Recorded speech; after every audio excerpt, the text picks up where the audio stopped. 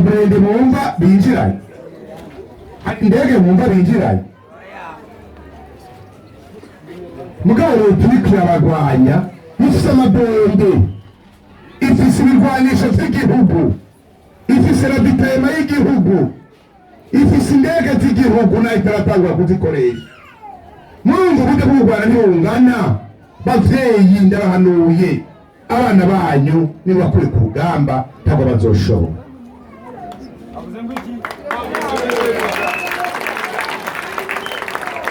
Mu kurangiza, bavyeyi babarya abana bariko barapfira mu ntara ya Bubanza, mbere buca bapfira mu zindi ntara bazokwinjiriramwo zose.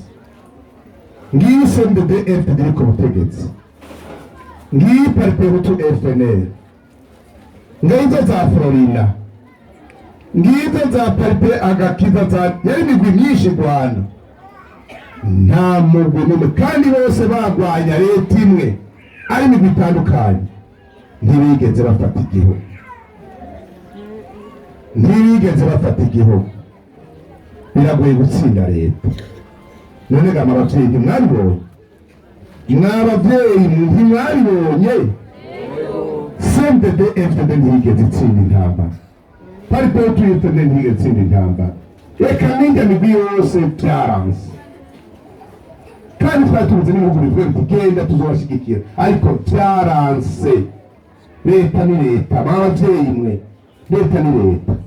Ishobora gutsinda n'abantu 15-16, ntibikunda. Turabahanuye rero, ntabwo umunyapolitike azokubaho kuvugira kuri mikoro gutya ngo abahanuye mwabavyeyi mwe nk'uko ndabahanuye. Kandi bimvuze nta wundi muzokumva azoshobora kubabwira muri amajambo ariko nawe. Ni jewe ndavyubahutse, nanjye ndavyubahutse.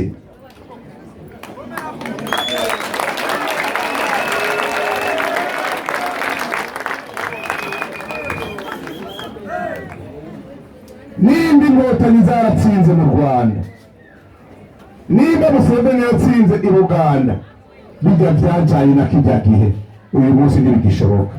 Ushimwe bitagishoboka, ngaha mu Burundi ntibizoshoboka.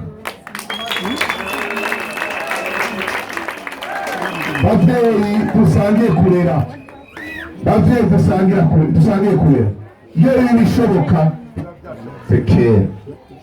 Mbega u Rwanda ni kweki rutarungitse abasoda babo ko wumva rubakunda, kweki u Rwanda rutinjiye binjiranye abasoda babo bakarungikana abavyeyi mwe n'ibibondo vyanyu.